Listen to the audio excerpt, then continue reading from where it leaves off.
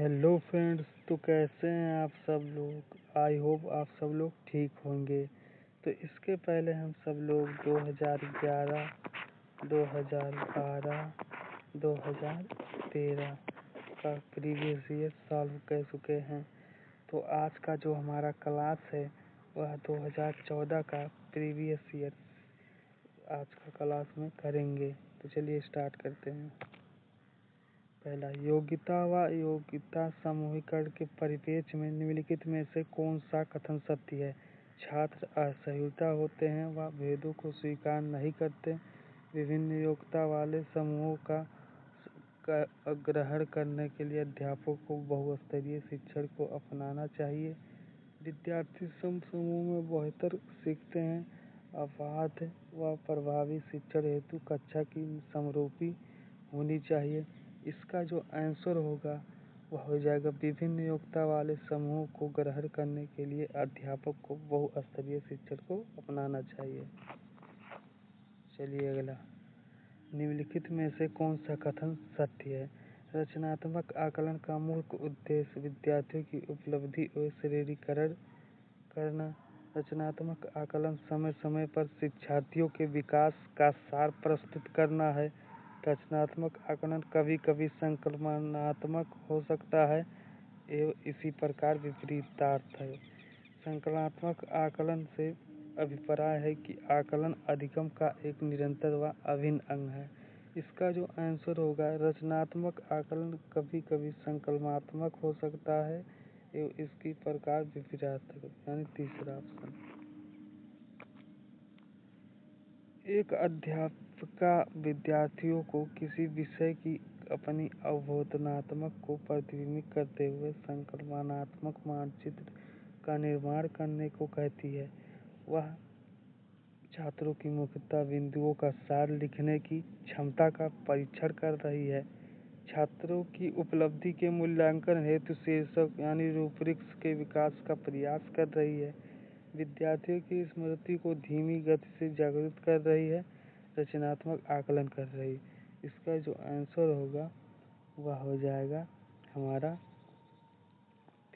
चौथा, रचनात्मक आकलन कर रही है। चौथा, निम्नलिखित में से कौन सा ब्लूम के पुनर्संशोधित वर्गीकरण में मूल्यांकन इवैल्यूएटिंग के क्षेत्र को प्रदर्शित करता है। प्रदत्त आंकड़ों की प्रासंगिकता का मूल्यांकन करना। वस्तुओं के श्रेणीकरण हेतु एक नूतन पद्धति का निर्माण करना। आंकड़ों का प्रयोग करते हुए ग्राफ का अथवा चार्ट का निर्माण करना। एक समाधान की तार्किक सुसंगतता का परीक्षण करना। तो इसका जो आंसर होगा वो हो जाएगा चौथा ऑप्शन। वंचित शिक्षार्थियों के साथ व्यवहार करने के संदर्भ में अध्यापक अध्यापिका को निम्नलिखित मूल्यों में से किसमें विश्वास व्यक्त करना चाहिए। विद्यार्थी से किसी प्रकार की मांग न होना। विद्यार्थियों द्वारा स्वीकृत हेतु आघातात्मक व क्रोध का प्रयोग करना। छात्रों की सफलता हेतु व्यक्तिगत उत्तरदायित्व, समुचित व्यवहार की उच्च अपेक्षाएं। इसका जो आंसर होगा वह हो जाएगा छात्रों की सफलता हेतु व्यक्तिगत उत्तरदायित्व। निम्नलिखित में से कौन पद्धति का उपयोग करते हुए हकलाने की समस्या से निपटा जा सकता है। परिणामकारी वाक्य, लंबित वाक्य, अनुसरित वाक्य, प्रवर्धित वाक्य। तो इसका जो आंसर होगा प्रवर्धित वाक्य। सीखने में अशक्त यानी डिसेबल बच्चों के संदर्भ में तत्काल समझता प्रदान करना, सहयोग पर बल देना तथा गैर अधिगमनात्मक तकनीकों जैसे तत्काल सूचनात्मक, बुद्धिपूर्वक गवेषणा तथा सामग्री प्रबंधन को उत्तोलक निम्नलिखित में से किस प्रारूप से संबंधित है। उपराचात्मक, उपचारात्मक अधिगम का सार्वभौमिक, संग्रथित अधिगम, हस्तक्षेप अधिगम। तो इसका आंसर हो जाएगा 3, संग्रथित अधिगम। एक समावेशी कक्षा वह है जहाँ समस्याओं का अधिक समाधान करने की संभावना की दृष्टि से बच्चों की सक्रिय भागीदारी रहती है।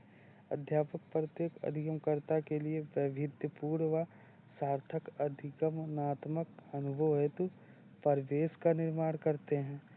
तब तक आकलन की पुनरावृत्ति होती रहती है जब तक प्रत्येक अधिगमकर्ता न्यूनतम श्रेणी प्राप्त न कर ले। विद्यार्थियों का भार कम करने के लिए अध्यापक केवल अनुमोदित पुस्तकों से ही पढ़ाते हैं। तो इसका जो आंसर होगा वह हो जाएगा अध्यापक प्रत्येक अधिगमकर्ता के लिए वैविध्यपूर्ण व सार्थक अधिगमनात्मक अनुभव हेतु परिवेश का निर्माण करते हैं। संवेग बुद्धि बहुबुद्धि सिद्धांत के किस क्षेत्र के साथ संबोधित हो सकती है? अंतर्वैयक्तिक प्राकृतिक बुद्धि, चाक्षुष स्थानिक बुद्धि, अस्तित्व परक बुद्धि। इसका जो आंसर होगा वह अंतर्वैयक्तिक बुद्धि हो जाएगा। विद्यालय छोड़ने वाले विद्यार्थियों के नियंत्रण की दृष्टि से सरकारी संगठनों तथा संस्थानों के स्तर पर विभिन्न उपाय किए गए हैं। निम्नलिखित में से कौन सा कारण संस्थानिक स्तर से जुड़ा है जिसके कारण बच्चे विद्यालय छोड़ देते हैं? बच्चे से भली बात व्यवहार करने की आवश्यकता के प्रति अध्यापक का संवेदनशील न होना, जो बच्चे अनिवार्य पाठचर्या का स्वीकार नहीं कर पाते उनके लिए विकल्पात्मक पाठचर्या का न होना, विद्यालय में श्यामपट्ट और शौचालय जैसी आधारभूत सेवाओं का अभाव होना, अध्यापकों को उपयुक्त योग्यता वाला न होना तथा उन्हें कम आय देना। तो इसका जो हो जाएगा आंसर, जो बच्चे अनिवार्य पाठचर्या का स्वीकार नहीं कर पाते उनके लिए विकल्पात्मक पाठचर्या का न होना। अधिगम अक्षमताएं सामान्य या उससे अधिक बुद्धि लब्धांक वाले बच्चे में भी पाई जाती है। समय व हस्तक्षेप के स्वरूप की अपेक्षा करते हुए भी अपरिवर्तनशील नहीं होती है। वस्तुपरक तथ्य तथा संस्कृति की इनमें से कोई भूमिका नहीं है। पठन अक्षमता के पर्याय। इसका जो आंसर होगा वह हो जाएगा हमारा पहला, सामान्य या उससे अधिक बुद्धि लब्धि वाले बच्चों में भी पाई जाती है। समस्या समाधान प्रायः विद्यालयों में सफल है जहां केवल उच्च स्तरीय शैक्षिक उपलब्धि पर ही बल दिया जाता है। अध्यापक केंद्रित शिक्षा शास्त्र प्रभावी है। परिवर्तनशील लचीली पाठचर्या है। कक्षाओं में छात्रों का समूहीकरण उपलब्ध है। इसका जो आंसर होगा वह परिवर्तनशील लचीली पाठचर्या है। संज्ञानात्मक प्रशिक्षुता तथा शैक्षिक संवाद पाठचर्या सामग्री के सुव्यवस्थित संगठन पर बल देते हैं। कुशलता की प्राप्ति हेतु व्यवहारिक प्रशिक्षण की आवश्यकता पर बल देते हैं। अधिगम को एक सामाजिक गतिविधि के रूप में ग्रहण करते हैं। आगमनात्मक तार्किकता के अनुप्रयोग पर आधारित है। इसका जो आंसर हो जाएगा वह तीसरा हो जाएगा। अधिगम को एक सामाजिक गतिविधि के रूप में ग्रहण करते हैं। जो अध्यापिका अपने विद्यार्थियों की त्रुटियों में सुधार करना चाहती है उसके लिए निम्नलिखित में से कौन सा समुचित मार्ग है? उसे उन त्रुटियों का संशोधन करना चाहिए जो समान अथवा अवबोधनात्मक में हस्तक्षेप करती है। अगर त्रुटि संशोधित प्रक्रिया बच्चों को क्षुब्ध करती है तो उसे उनका संशोधन नहीं करना चाहिए। उसे अपने विद्यार्थियों की प्रत्येक त्रुटि का संशोधन करना चाहिए। उसके लिए चाहे उसे विद्यालय में देर तक बैठना पड़े, उसे बार बार की जाने वाली तथा त्रुटियों की अपेक्षा कम बार होने वाली त्रुटियों का अधिक संशोधन करना चाहिए। इसका जो आंसर हो जाएगा वह पहला हो जाएगा। उसे उन त्रुटियों का संशोधन करना चाहिए समान अथवा अवबोधनात्मक से हस्तक्षेप करना चाहिए। निम्नलिखित में से कौन सा कौशल भावनात्मक बुद्धि से संबंधित नहीं है? भावनाओं की आलोचना, कक्षा सहपाठियों के साथ मैत्रीपूर्ण व्यवहार, भावनाओं के प्रति जागरूकता, भावनाओं का प्रबंधन। तो इसका जो आंसर होगा वह हो जाएगा पहला, भावनाओं की आलोचना, क्योंकि नहीं पूछा है इसमें। आकलन प्रक्रिया के दौरान देविका जी उत्तेजना ऊर्जापूर्ण होती हैं, जबकि राजेश की उत्तेजना अनुत्साही। उन दोनों के भावात्मक अनुभव का अंतर किससे संबंधित है? किससे संबंध है? तो अनुकूलन का स्तर, विचारों का घनत्व, समयांतरण, भावनाओं की पराकाष्ठा। इसका जो आंसर होगा वह हो जाएगा अनुकूलन का स्तर। भारत सरकार ने प्राथमिक विद्यालयों के लिए मध्याह्न भोजन योजना प्रारंभ की है। निम्नलिखित में से कौन सा अपेक्षात्मक सिद्धांत इस योजना का समर्थन करता है? संज्ञानात्मक, मानवीय, व्यवहारवादी, समाज सांस्कृतिक। इसका जो आंसर होगा वह हो जाएगा व्यवहारवादी। बच्चे के व्यवहार को समझने के लिए विद्यार्थियों के घर के वातावरण का महत्वपूर्ण स्थान है तथा इससे प्राप्त सूचना को प्रभावशाली शिक्षा शास्त्र के निर्माण से जोड़ा जा सकता है। यह तत्व अधिगम के किस सिद्धांत से संबंधित है? रचनावादी, सामाजिक रचनावादी, व्यवहारवादी, परिस्थिति। तो सामाजिक रचनावादी। कक्षा में ध्यान न देने वाले बच्चों से व्यवहार करने के लिए कौन सा उपाय सर्वाधिक लाभकारी हो सकता है? ध्यान केंद्रित करने के लिए कार्य करते हुए बच्चों को खड़े रहने की अनुमति देना, बच्चे के ध्यान स्फूर्तियुक्त बनाने के लिए बीच बीच में उसे अवकाश देना, बच्चे को महसूस कराने के लिए उसे कक्षा में सबके सामने बार बार डांटना या डपटना, बच्चों को उस जगह बैठाना जहाँ सबसे कम ध्यान भंग हो सके। तो इसका आंसर होगा चौथा।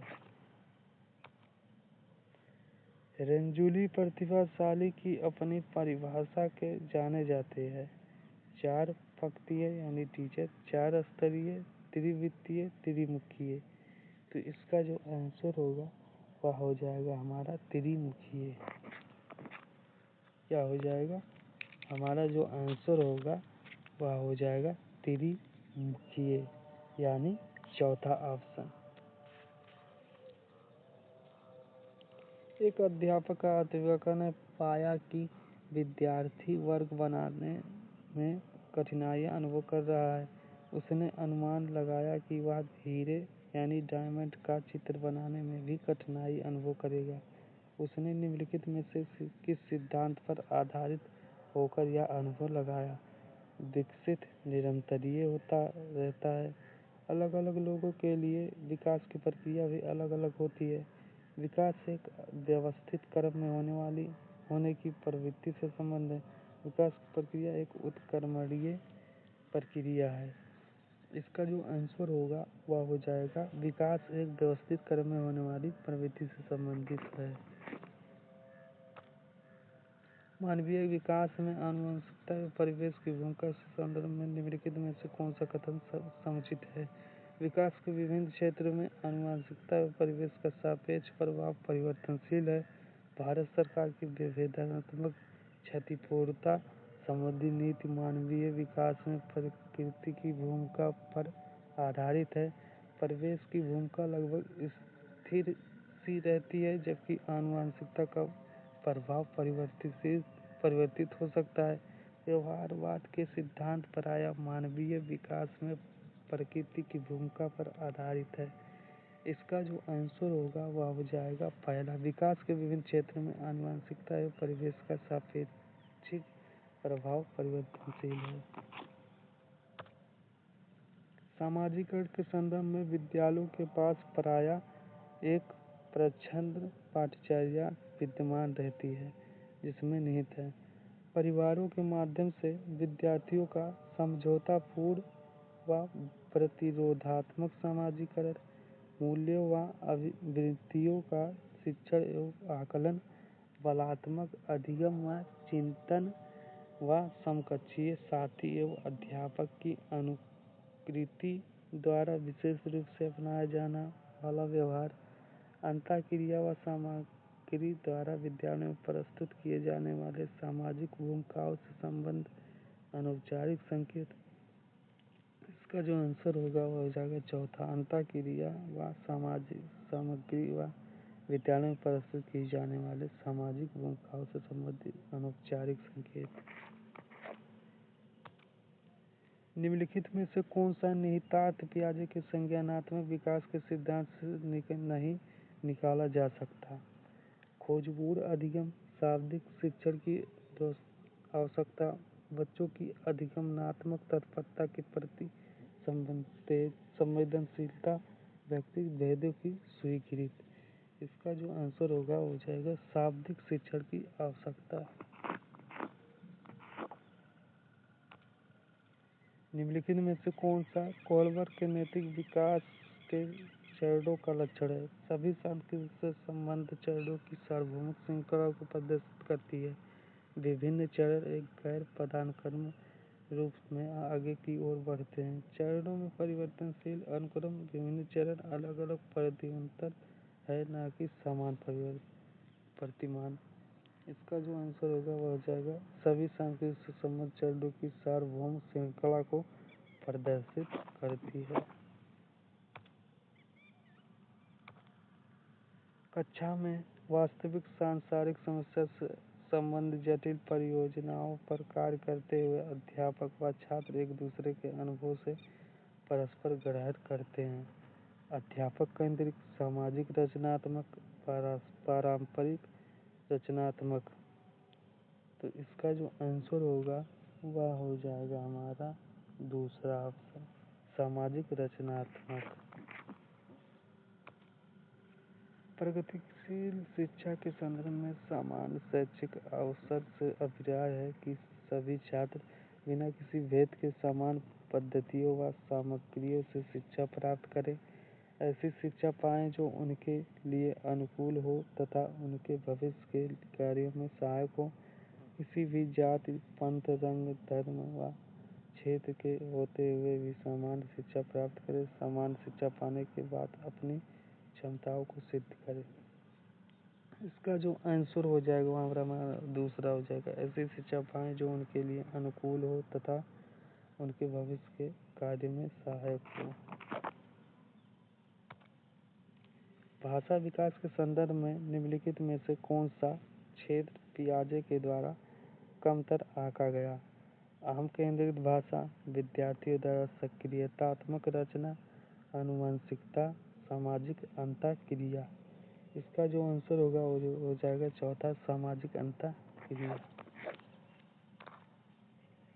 एक 11 वर्षीय बच्चे ने स्टैनफोर्ड में बुद्धि मापने में 130 अंक पाए। मान लीजिए कि एक समान संभाव्य वक्र में mu = 100 तथा सिग्मा = 15 है, तो उन 11 वर्षीय बच्चों के प्रतिशत की गणना कीजिए जिनमें इस बच्चे ने बहुत बेहतर अंक प्राप्त किए। तो इसका जो आंसर होगा 98। निम्नलिखित में से कौन सा परीक्षण हार्वर्ड गार्डन के बहुविध सिद्धांत का समर्थन करता है? विभिन्न बुद्धियाँ अपने स्वरूप में पदानुक्रमात्मक है। अनुदेशन के प्रारूप का निर्माण करते समय अध्यापकों को किसी एक विशिष्ट शैक्षिक नवाचार के सिद्धांत का अनुपालन करना चाहिए। मस्तिष्क के एक भाग में हुई क्षति केवल किसी एक विशिष्ट योग्यता को प्रभावित करती है, न कि संपूर्ण को। बुद्धि विश्लेषणात्मक, सृजनात्मक और व्यवहारात्मक बुद्धि की अंतःक्रिया है। इसका जो आंसर होगा वह हो जाएगा हमारा तीसरा, मस्तिष्क के एक भाग में हुई क्षति केवल किसी एक विशिष्ट योग्यता को प्रभावित करती है, न कि संपूर्ण। चलिए, तो 2014 का हमारा प्रीवियस ईयर समाप्त होता है CDP का। तो वीडियो को पूरा देखने के लिए धन्यवाद।